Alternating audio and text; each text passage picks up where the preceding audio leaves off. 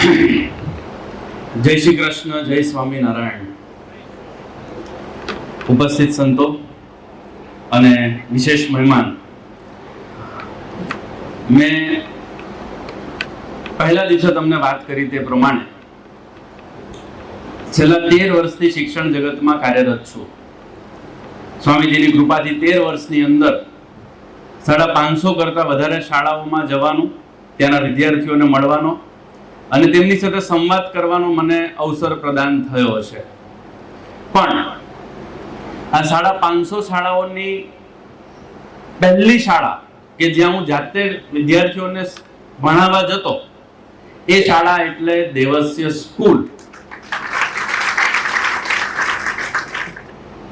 આજનો topic celebration of failure. હું આવ્યો ત્યારથી ઘણા લોકો મને જાણે હું એલિયન બનીને આવ્યો હોય તેવી રીતે જુએ છે.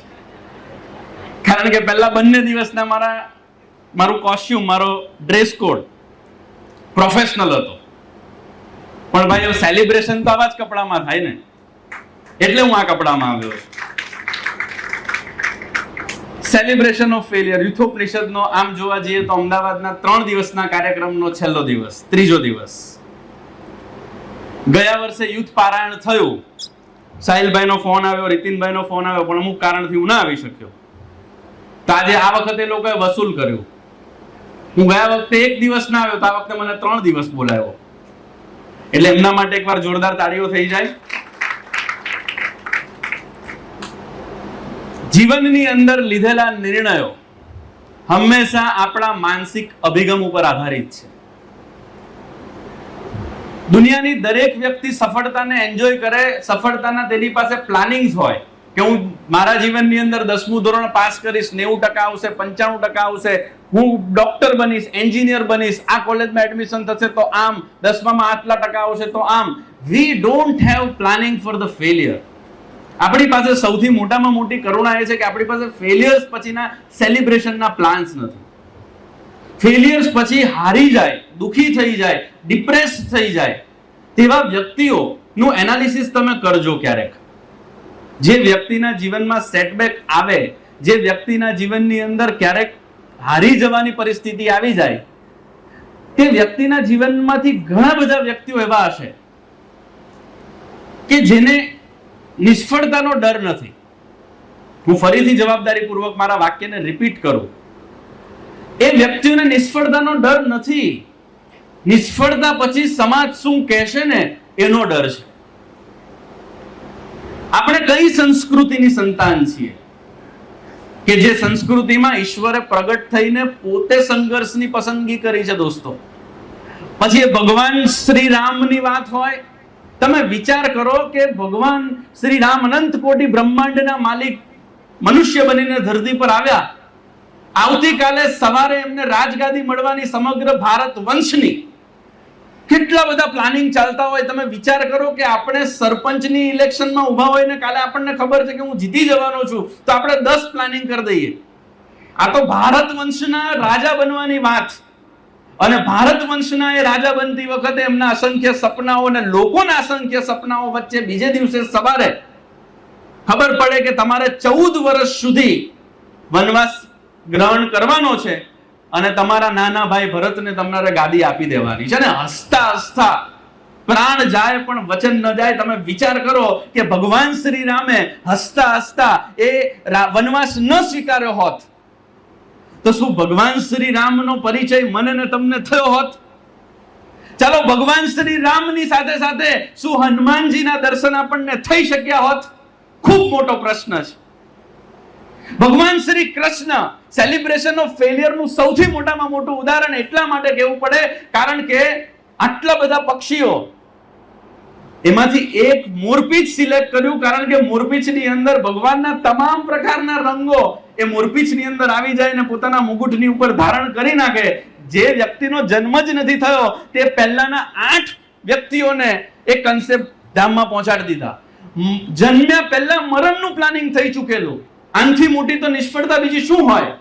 પોતાના જ મામા પોતાના લગ્નની અંદર મામેરું કરનાર વ્યક્તિ હોય, પોતાના મામા પોતાના ભાણિયાને અદ્ભુત પ્રેમ કરે, એ મામાએ જ પોતાના જ ભાણિયાને મારી નાખવા માટે કેટલાય રાક્ષસો આપ્યા ને કેટલાય ગતકડા કર્યા. બહુ જવાબદારીપૂર્વક એક વાત કહું, પોતાની દ્વારકા બનાવવી હોય ને તો રાધાને છોડવી પડે. એ ઉદાહરણ પણ કૃષ્ણએ જ પૂરું પાડ્યું છે. અને અહીંયા તો આપણને આપણી કથિત રાધા ન મળે ને આપણને ઝેર પીવાના વિચાર આવે. મારે તો મરી જવું છે, મને તો તારા વગર ન ચાલે. અને હમણાં તો બહુ જ ટ્રેન્ડ નીકળ્યો છે. મેલે શું કહેવાય એને, મેલે બાબુને થાના થયા. કેટલો અદ્ભુત ટ્રેન્ડ છે. મને આજે તમે પૂછ્યું નહીં, મને કીધા વગર તમે ગુડ નાઇટ કીધા વગર સૂઈ ગયા. 11 વર્ષનું એ બાળક છપૈયાની અંદર પોતાના ઘરની અંદરથી ન નીકળ્યું હોત અને છપૈયાની સરયુ નદીના પૂરની અંદર ન ડૂબી ગયું હોત અથવા તો તણાઈને એને પોતાના જીવનને આ દેશ અને આ યુવાનો માટે સમર્પિત ન કર્યું હોત તો એ નીલકંઠ વર્ણી આપણને મળત જ નહીં સાહેબ. ભગવાને સંઘર્ષ કર્યો છે આપણા સંસ્કૃતિની અંદર. ભગવાને સંઘર્ષ કર્યો છે. હું ને તમે કઈ ખેતની મૂડી. મારે તમને ગઈકાલની એક સરસ મજાની વાતને યાદ કરાવી છે, જે આપણે એકચ્યુઅલમાં તો પહેલા દિવસથી વાત કરી રહ્યા છે. ભાગવત પુરાણનો અદ્ભુત પ્રસંગ બહુ જ ટૂંકાણમાં ફરીથી યાદ કરાવી દઉં કે માના ગર્ભમાં બાળક 7 મહિનાનો હોય ત્યારથી ભગવાનને અસહ્ય પ્રાર્થના કરે કે હવે મારાથી નથી સહન થતું, મારે મારા મણમૂત્રની વચ્ચે નથી રહેવું. આના કરતા પહેલા જન્મ આપ્યા એ દરેક જન્મના કુકર્મ મને યાદ આવે છે. મને એવું મને બહાર કાઢો અને મને બહાર કાઢીને એવું ફરીથી જીવન આપો કે હું તમને ફરીથી મને જન્મ આપવો જ ન પડે તેવું અદ્ભુત જીવન જીવીને હું ફરીથી તમને મળીશ, કે તમને ફરીથી હું જ્યારે મળું ને મર્યા પછી ત્યારે તમને મને ભેટવાનું મન થાય તેવું વચન તમને આપું છું. એ બાળક જ્યારે 9 મહિના પછી ભગવાન એની પ્રાર્થના સાંભળીએ એને બહાર કાઢે અને પછી હું ને તમે આ ધરતી પર આવીએ. માયાના સંસારની અંદર ડૂબ્યા પછી આપણે પ્રાર્થનાને ભૂલી જઈએ. આ પછી ભગવાન આપણી પ્રાર્થના સાંભળે. અહીંયા સુધી તો આપણી વાત હતી. એના પછી ભગવાન શું કરે ને તે વાત આજે આપણે ઓપન કરીએ. એ ચેપ્ટર આજે ઓપન કરીએ. આપણે એક દેશમાંથી બીજા દેશમાં જવું હોય ને તો આપણે વિઝા લેવા પડે છે. યસ ઓર નો? આપણે એક દેશની અંદરથી બીજા દેશમાં જવું હોય, ઘણા દેશ એવા છે કે ત્યાંની લોકલ ભાષા તમે ન શીખો તો દેશની અંદર પ્રવેશ નથી આપતા. એવા દેશ પણ છે. તમે વિચાર કરો કે આપણે ભગવાનને કીધું કે તમને હું વચન આપું છું કે હું એવું જીવન જીવીને પાછો આવીશ. ભગવાને પ્રાર્થના સાંભળે તો શું સામાન્ય શરીર લઈને આપણને ત્યાં બોલાવશે? સામાન્ય આત્મા લઈને ત્યાં બોલાવશે? એક દેશમાંથી બીજા દેશની અંદર આ શરીર કે આપણી રહેણી કરણી નથી ચાલતી, આ ભાષા નથી ચાલતી, તો ભગવાન નક્કી કરે કે વાંધો નહીં, હવે મેં તારી પ્રાર્થના સાંભળી છે એટલે આપણા માટે જે સારું છે ને તે ભગવાન આપે, આપણને જે ગમે તે ન આપે. અને તેના ભાગ રૂપે આ સરસ મજાનો પ્રસંગ મારે તમારી સાથે શેર કરવો છે.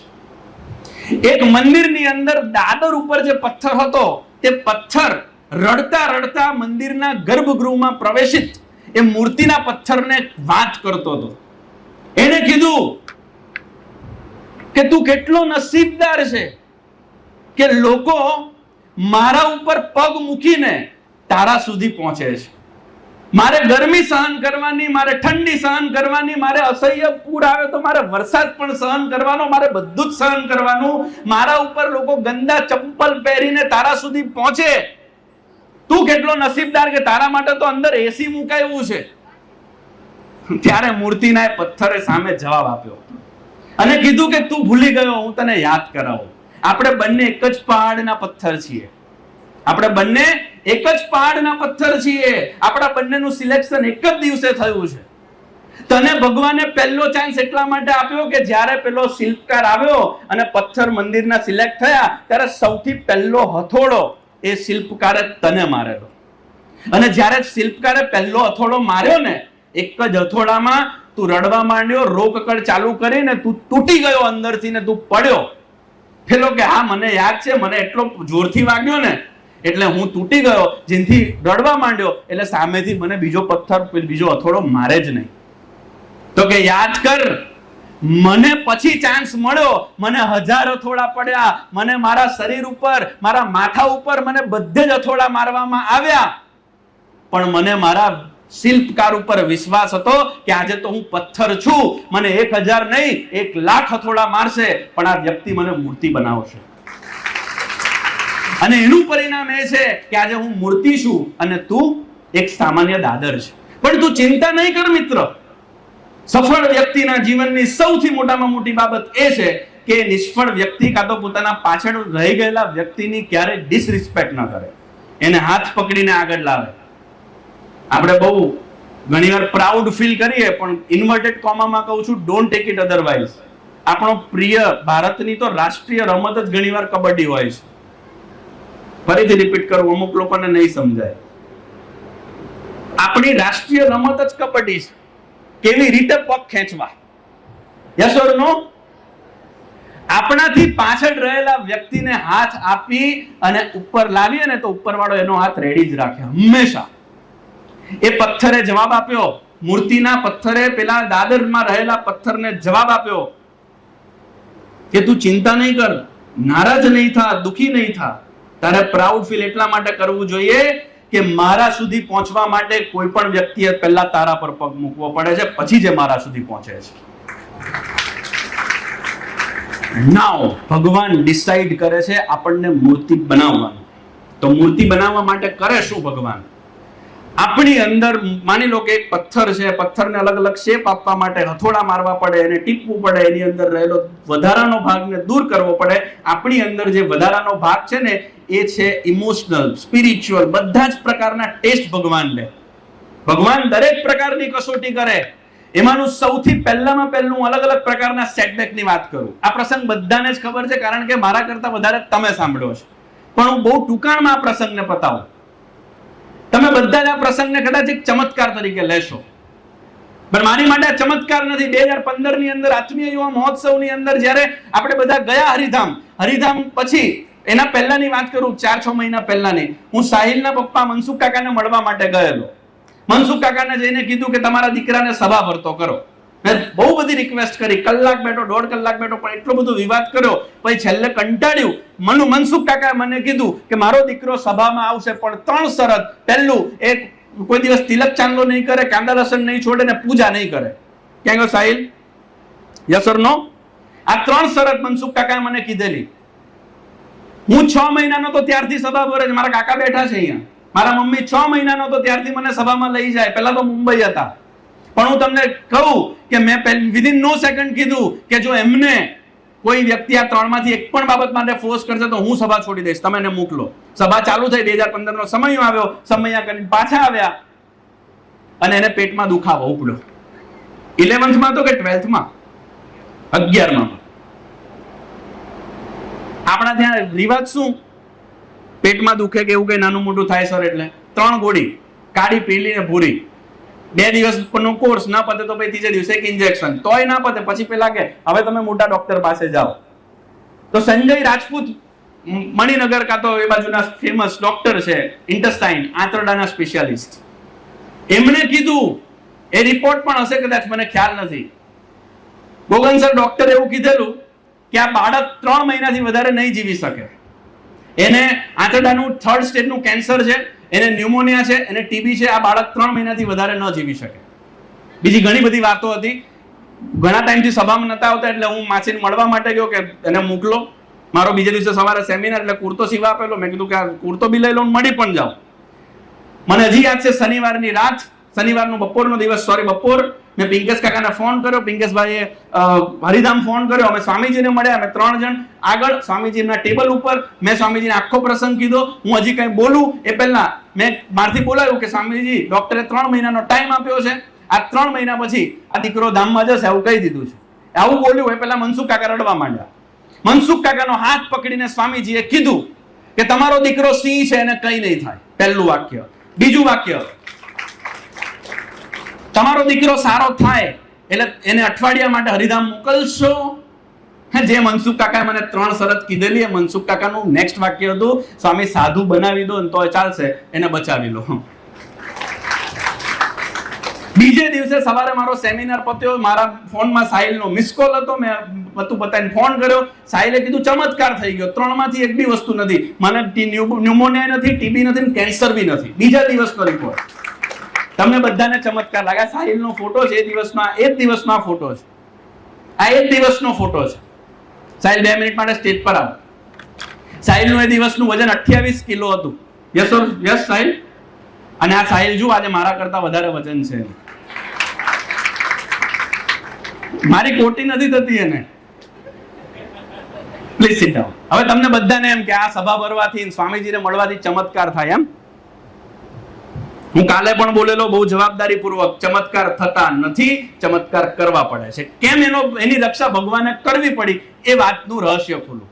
જ્યારે હું મળવા માટે ગયો ને ત્યારે એના મમ્મીએ મને એવું કીધું કે જ્યારે સાહિલનો આ બધું અમે કહીએ ને, અમે રડીએ, અમે દવા કરીએ, સાહિલ એક જ વાક્ય અમને વારંવાર કહેતો કે મારા જીવનમાં રોગ ભગવાને મૂક્યો છે, કાઢશે પણ ભગવાન, તમે શું ચિંતા કરો છો? આ માનસિક અભિગમ હોય ને ત્યારે ભગવાને રક્ષા કરવી પડે. અને એ માનસિક અભિગમ ડેવલપ કરવા માટે છે ને સ્પિરિચ્યુઅલ થોટ પ્રોસેસ વાળી આવી એક સભા જોઈએ, આવો એક માહોલ જોઈએ. આ સેલિબ્રેટિંગ ફિઝિકલ, હવે તમે જુઓ, મારે તમને 5 થી 6 કેસ સ્ટડી, વધારે નહીં વાત કરું, પણ આ દીકરો તમને જે દેખાય છે, અવિરાજ ચૌધરી એનું નામ, ડાંગ વિસ્તારનું એક નાનકડું ગામ, હું ગામનું નામ પણ હમણાં બોલું. એ ગામની અંદર એક ખેતર, 11 ભાઈ બહેન, ક્રિકેટની ટીમ, 11 ભાઈ બહેનનો એક ભાઈ એટલે અવિરાજ ચૌધરી, સમગ્ર ડાંગ જિલ્લાનો પહેલો વ્યક્તિ જેને આઈઆઈટીમાં એડમિશન મળ્યું. હવે પ્રસંગની શરૂઆત થાય. કેવી આર્થિક પરિસ્થિતિ એની એક વાક્યમાં જસ્ટિફાય કરવું હોય, બનેલી વાત છે, સેજ પણ આગુ પાછું નતું કરતો. એના ઘરે લાઇટ જ નથી. 2019 સુધી એના ઘરમાં કોઈ જ લાઇટ નથી, કોઈ એની અંદર ઇલેક્ટ્રિસિટી નહીં, કશું જ નહીં. એક ઝૂંપડું, એ ઘરની અંદર 11 જણ ના સૂઈ શકે એવી પરિસ્થિતિની વાત કરું છું. જેને પ્રોબ્લેમ હોય ને, મારી પાસે પૈસા નથી, બાકી હું આમ કરી નાખું ને હું આમ કરી નાખું, એ લોકો ખાસ યાદ રાખજો, મારી પાસે ક્યાં સુવિધા છે. આપણી પ્રોબ્લેમ શું ખબર? 2 GB નેટ પૂરું થઈ ગયું યાર. આપણું 2 GB નેટ પૂરું થઈ જાય, એને ત્યાં ઇન્ટરનેટનું કનેક્શન નહીં, વીજળી નહીં, એવી પરિસ્થિતિની વાત છે આ. એ અવિરાજ ચૌધરી 12મા ધોરણની અંદર સારા પર્સન્ટેજ લાવે, આઈઆઈટીમાં સિલેક્ટ થાય, દિલ્હી આઈઆઈટીમાં જાય. આઈઆઈટી દિલ્હીની અંદર વેકેશન પડે ને તો ઘરે ના આવે, કારણ કે એની પાસે ત્યાંથી ઘરે આવવાના પૈસા ના હોય. ત્યાં બેસીને ભણે ને એમાં કોવિડ આવ્યો, અને કોવિડની અંદર ત્યાં તો ઇન્ટરનેટ નહીં, આઈઆઈટી ની અંદર ઓનલાઈન ક્લાસીસ ચાલે. 30 કિલોમીટર દૂર એના ઘરથી એક રેલવે સ્ટેશન, ને રેલવે સ્ટેશન પાસે એક મોબાઈલ લઈને અને એને પેલા વિડીયો ડાઉનલોડ કરે ત્યાંના વાઈફાઈથી. પછી રાત્રે વાંચે, સાહેબ આઈઆઈટી દિલ્હીનો પહેલો રેન્ક લાવ્યો એ છોકરો, આઈઆઈટી દિલ્હીનો ટોપર. ચાલો મોસ્ટ ઇમ્પોર્ટન્ટ, 30 લાખનું પેકેજ મળ્યું એને, 30 લાખ 30 લાખનું પેકેજ મળ્યું ને, ઓફર થયું ને, હું ને તમે શું કરીએ? મને જવાબ આપો બધા. Do we accept or not? આપણે એક્સેપ્ટ કરીએ કે નહીં? Yes or no? એને 30 લાખનું પેકેજ રિજેક્ટ કર્યું. એ બાળક આજે ગામડાની અંદર 30, 40, 50 વિદ્યાર્થીઓને ભણાવે છે કે આજે એક અવિરાજ ચૌધરી ગયો ને આઈઆઈટી, હું આ લોકોને પણ આઈઆઈટી પહોંચાડીશ. આપણને શું કમ્પ્લેન છે ભગવાનથી, આપણી પરિસ્થિતિથી શું કમ્પ્લેન છે? મારું શરીર સાથ નથી આપતું એ કમ્પ્લેન છે? હું 2018 ની અંદર તળાજા ગામની અંદર, તળાજાની અંદર ગયેલો, ભાવનગરની અંદર, એક 3 કે 4 ફૂટનો છોકરો મારી પાસે આવ્યો. સર, આખો કાર્યક્રમ પત્યો, મને કે સર હું સેલ્ફી લેવા માટે આવ્યો છું સ્પેશિયલ તમારી. 2019માં કદાચ. આખો પ્રસંગ સાંભળજો. વિશ્વનો સૌથી નાનો ડોક્ટર. મેં કીધું કયા ધોરણમાં ભણે? તો કે MBBS માં ભણું છું એમ. પછી 1 કલાક સુધી હું શોક હતો. 1 કલાકની આખી વાત સાંભળ્યા પછી મેં કીધું હાઉ ઇઝ ધેટ પોસિબલ? તમે સાંભળજો. આ છે ગણેશ બારૈયા, ડોક્ટર ગણેશ બારૈયા, 12મા ધોરણની. એની જર્ની પણ એવી છે કે 7 બહેનો પછી એક ભાઈ છે. 3જા કે 4થા ધોરણમાં ભણતો ત્યારે સર્કસ વાળા એને 5 લાખ રૂપિયામાં ખરીદવા આવેલા. સ્વામી, 5 લાખ રૂપિયામાં એને ખરીદવા આવેલા, તો એના પપ્પાએ ના પાડી. પછી એને ડર લાગ્યો કે આ કઈ સર્કસ વાળા કઈ કિડનેપ કરી ગયા તો ખેતરે જાય, એને સ્કૂલે પહોંચાડવા માટે માથે બેસાડે, અને માથે બેસાડીને સ્કૂલે લઈ જાય, લેવા જાય, મૂકવા જાય. આવી પરિસ્થિતિમાં એને થયું કે કોઈ મેડિકલ સાયન્સ પાસે રીઝન જ નતું કે આ 3 ફૂટનો કેમ રહી ગયો. તો એને નક્કી કર્યું કે હું પોતે ડોક્ટર બનીને જાણીશ. 12મા ધોરણની અંદર નીટમાં એની કેટેગરીમાં ટોપર બન્યો ભાવનગરનો. એને MBBS માં એડમિશન લેવાનું, પણ ત્યાંની મેડિકલ એસોસિએશન ત્યારનું જે હતું એને રિજેક્ટ કરી દીધું કે આ 3 ફૂટનો છે, આ ના ચાલે ડોક્ટરમાં. એ ગયો હાઈકોર્ટ, એ ગયો ડિસ્ટ્રિક્ટ કોર્ટ ને પછી હાઈકોર્ટ. એમ હાઈકોર્ટે પણ ના પાડી દીધી કે આટલી હાઈકોર્ટનો ડોક્ટર તો કેવી રીતે પોસિબલ છે? Not possible. એને પણ રિજેક્ટ કર્યું. દીકરો સુપ્રીમ કોર્ટમાં ગયો અને કીધું કે તમારે હાઈટના બેઝ પર એડમિશન આપવું હોય તો મારી બાજુમાં 6 ફૂટના 4 માણસો રહે છે, એને ડોક્ટર બનાવી દો.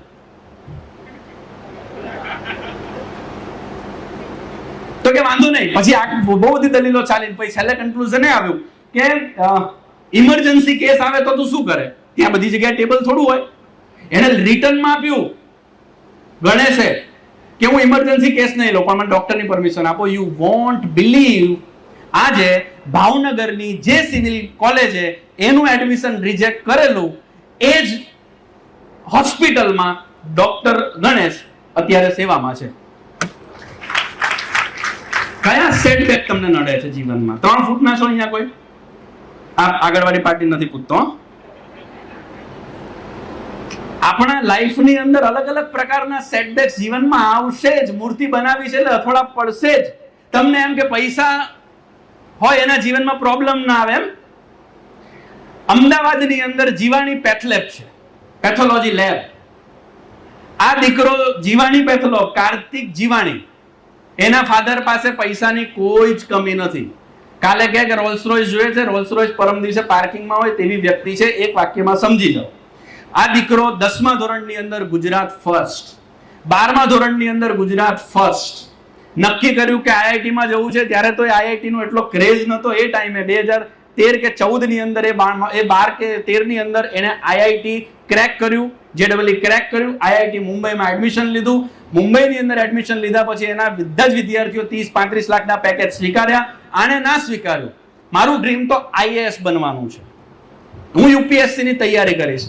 2017માં પહેલી વખત યુપીએસસી ની એક્ઝામ આપી આણે, જીવનમાં પહેલી વખત ફેલ. 2017માં પહેલી વખત ફેલ. 2018માં ફરીથી ટ્રાયલ આપીશ, એનું એક જ સૂત્ર, વન મોર ટ્રાય. 2018માં ફરીથી એક્ઝામ આપી સાહેબ, ભારતની અંદર 94મો નંબર આવ્યો, 94th રેન્ક. તાળી પાડીને હવે પ્રેશન્સ રાખો. આઈએએસ નું એડમિશન સર 92 અટકી ગઈ, 92, એનો 94મો નંબર.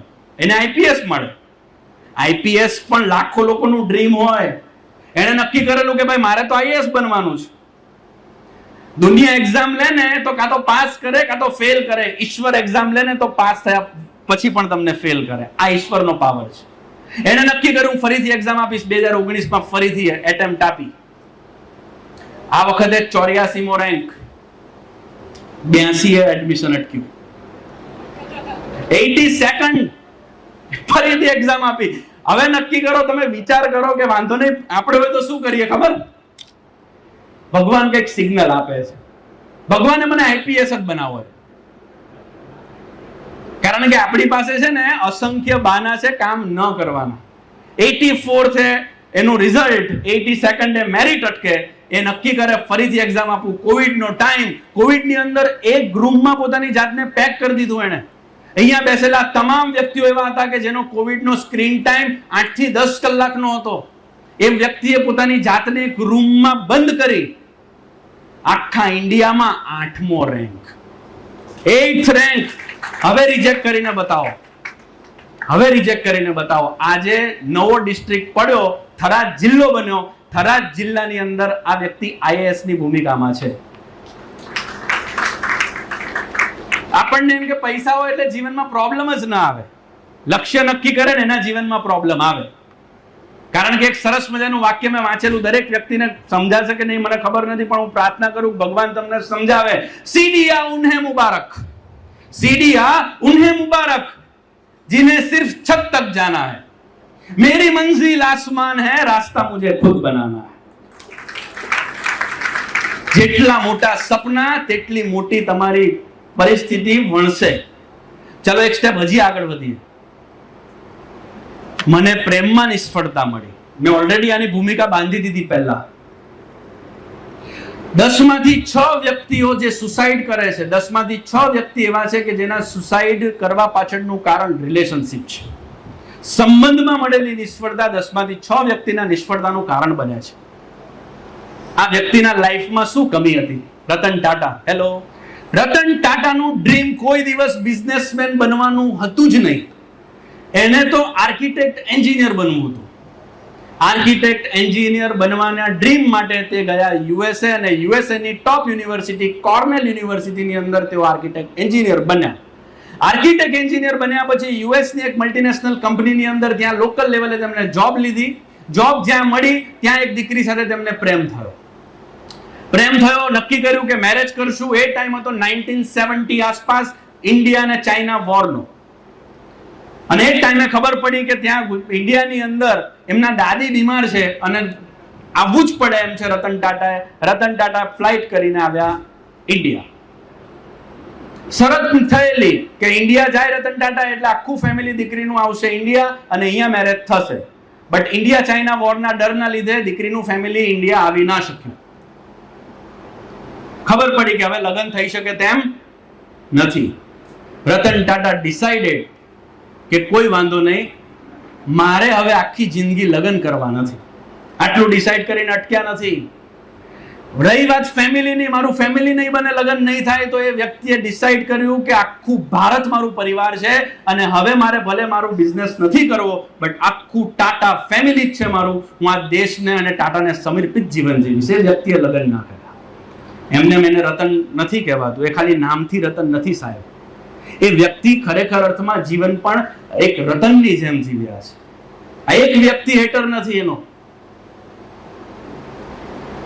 આપણી લાઈફની અંદર આપણને કોઈ ગમતી વ્યક્તિ છોડીને જાય ને એવી પરિસ્થિતિ આવે ને ત્યારે આપણને બહુ બધા વિચાર આવે, પછી હું હોઉં કે તમે હો. પણ એક સરસ મજાની વાત મેં સાંભળેલી, મને બહુ જ ગમી. ઇન્ટરનેટ પર તો એ મારો વિડીયો 45 લાખ કરતા વધારે જોવાયો, પણ આજે હું ફરીથી તમને કહું, સમય છે એવી પરિસ્થિતિનો હું તમને ફરીથી કહું કે એક 3 વ્યક્તિનું પરિવાર હતું. માં, બાપ અને એનો દીકરો. નવું ચાલતા શીખેલો દીકરો, એને કશી જ ખબર ન પડે. ઘરની અંદર દિવાળી, સફાઈ, પિતા ઓફિસે ગયા, ઘરની અંદર ખાલી 2 વ્યક્તિ, મમ્મી બધું કામ કરે. દીકરો ચાલતો સોફાની પાછળ ગયો. સોફાની પાછળ ઉંદર મારવાની દવા પડી. દીકરાએ હાથમાં લીધી એવું વિચારીને કે આ તો ચોકલેટ છે, લાવ હું ખાઈ લઉં. દીકરાના માતા એ જ સેકન્ડે જોયું કે બાળકના હાથમાં ચોકલેટ સમજીને દીકરો દવા ખાય છે. તમે કલ્પના કરો એ માતા શું કરે? થોડી ખાઈ લેવા દે, કોઈ ચિંતા નથી. માતા ચિંતા કરે, દીકરાના હાથમાંથી દવા લઈ લે અને દીકરો રોકકડ કરે તો શું કરે? મમ્મી પાછી આપી દે, લે બેટા રડવાનું થોડી, આટલા માટે ખાઈ લે થોડી. એવું કરે માં? હેલો. દીકરો રડે, ધમ પછાડા કરે, ગમે તે કરે, દીકરાના હાથમાંથી એ ચોકલેટ સમજેલી દવા મમ્મી ગમે તે ભોગે લઈ લેશે, કારણ કે એને ખબર છે કે આ ગમે તેટલું રડશે આજે, પણ જો દવા ખાઈ ગયો ને તો મરી જશે. જીવનમાં જ્યારે કોઈ પણ ઇન્વર્ટેડ કોમામાં આવી પરિસ્થિતિનું નિર્માણ થાય તો સમજવાનું કે ઉંદર મારવાની દવા હતી.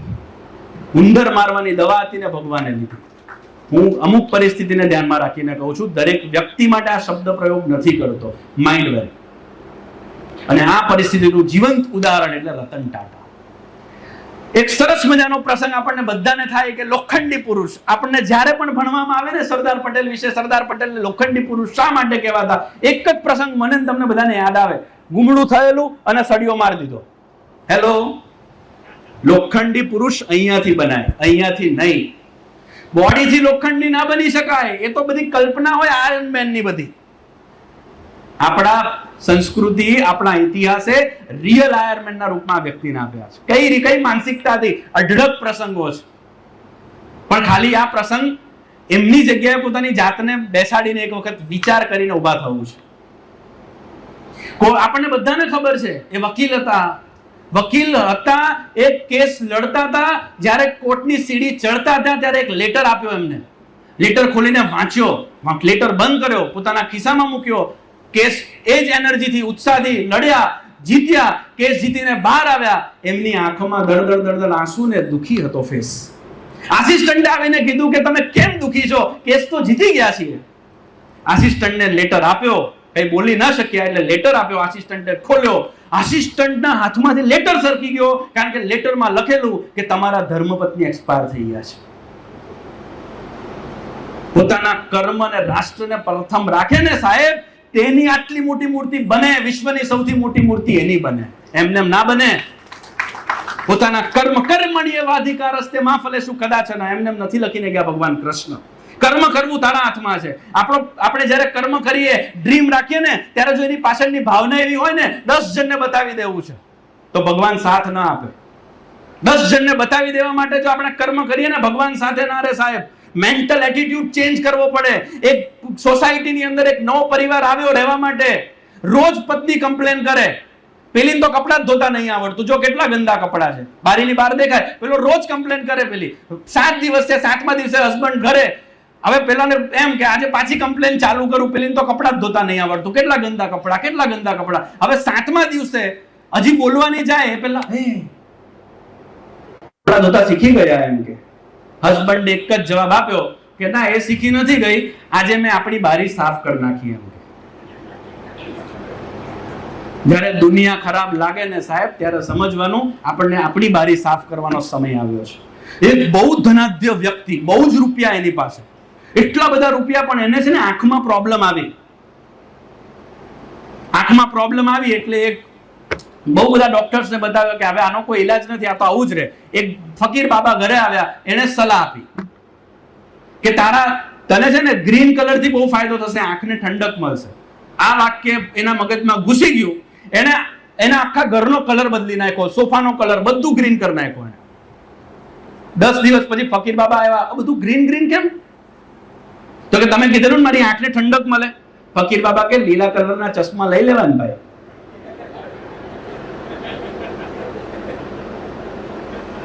જ્યારે દુનિયાને લીલા કલરથી જોવી હોય ત્યારે લીલા કલરના ચશ્મા પહેરવાના હોય. દુનિયા નહીં બદલાય, આપણે બદલાવવું પડે. અને most important, celebrating, next important point, celebrating emotional setback. સ્વામીજીના પર્સપેક્ટિવથી આ પ્રસંગ સાંભળશો તો અહીંયા સુધી પહોંચશે. 2024-25ની 12th કોમર્સની ટોપર દીકરી એટલે પ્રેરણા ખતીક. ઓક્ટોબર, એના પપ્પા સિક્યોરિટી ગાર્ડ, એના મમ્મી પેલા સુરતની અંદર પેલું શું કહેવાય ને, પેલું હા ગૂંથવાનું કરે ને, એમ્બ્રોઇડરીમાં પેલા ધાગા કાપવાનું કામ કરે ને, ધાગા કાપવાનું એ કામ કરે.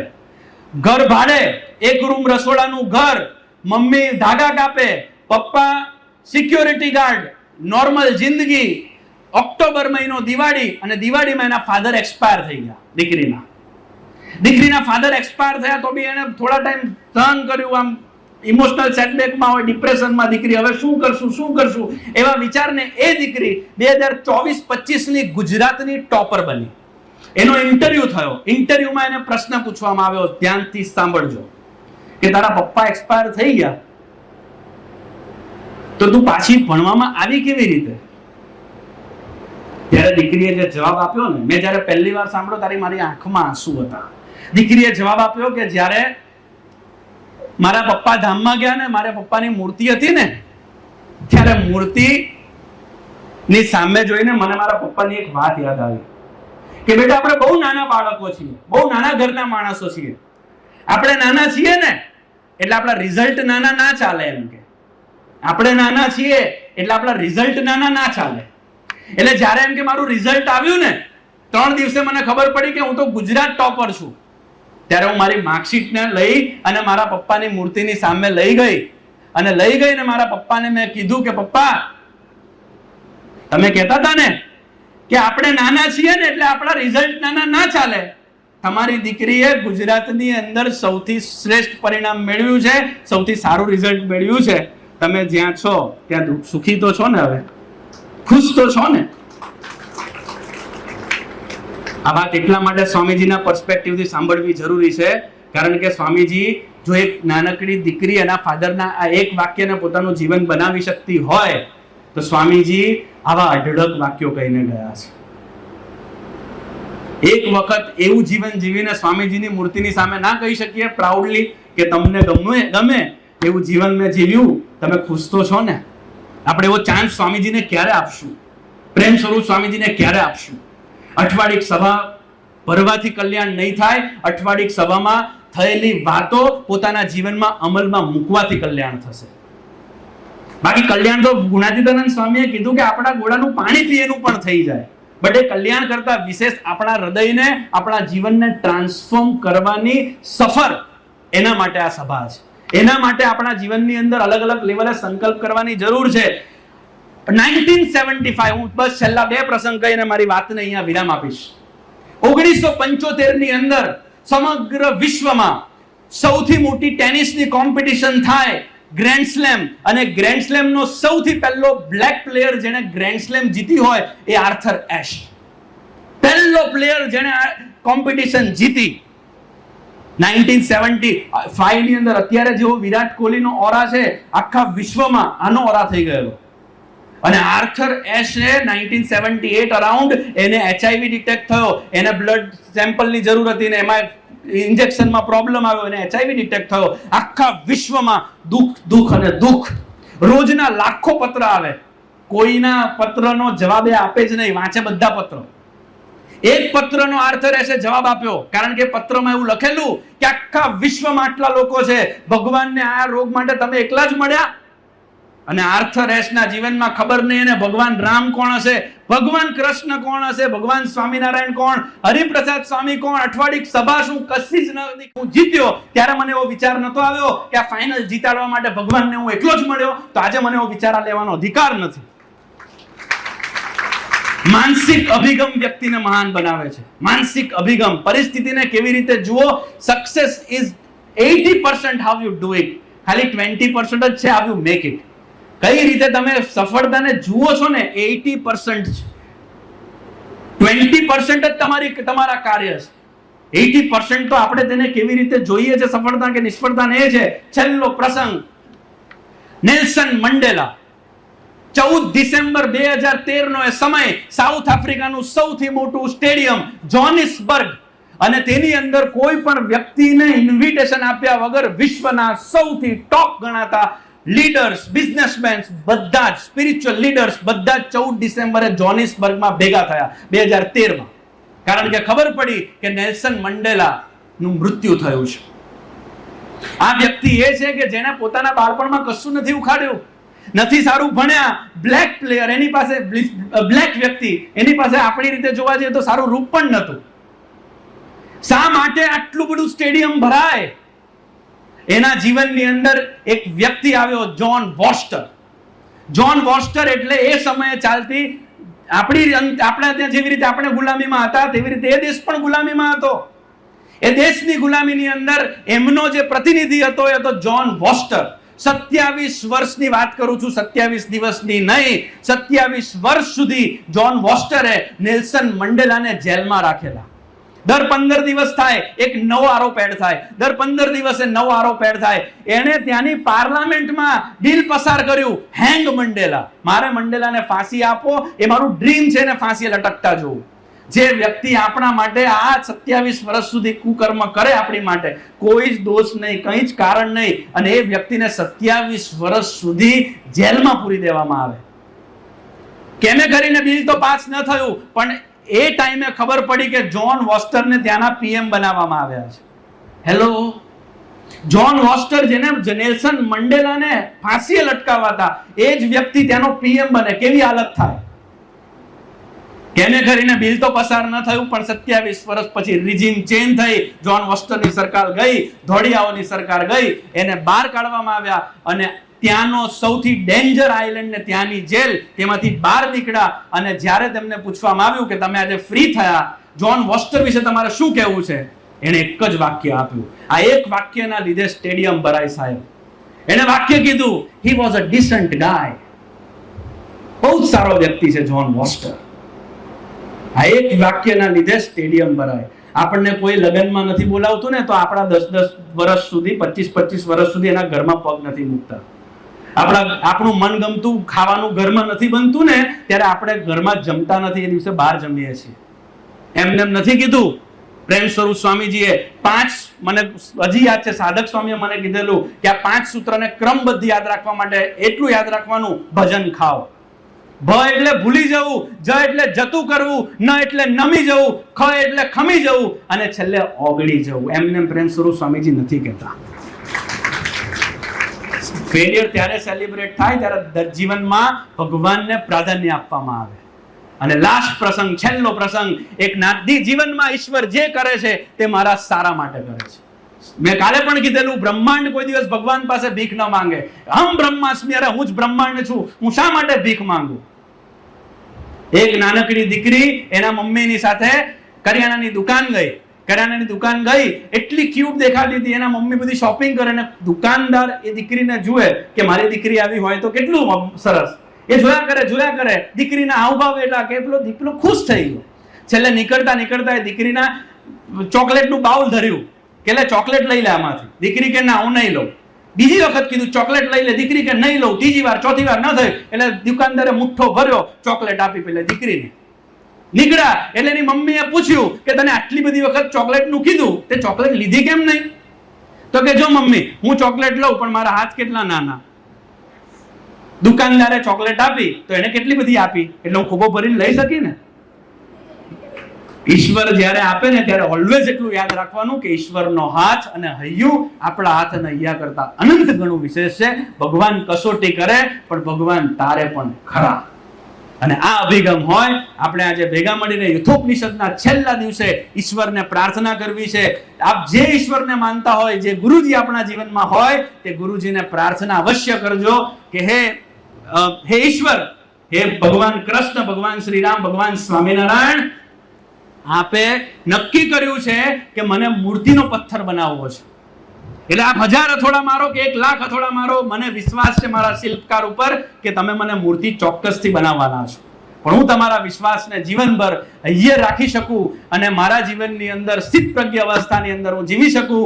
આપ તો કૃષ્ણ બન્યા પણ હું ખરેખર અર્થમાં અર્જુન બનીને આપની સેવા કરી શકું, તે માટે મને બળ, બુદ્ધિ અને શક્તિ નિરંતર પ્રદાન કરતા રહેજો. એ જ પ્રાર્થના. સજાનંદ સ્વામી મહારાજની જય. જય શ્રી કૃષ્ણ. सपनों के पंखों में रंग भरता यूं तो परिशाद एक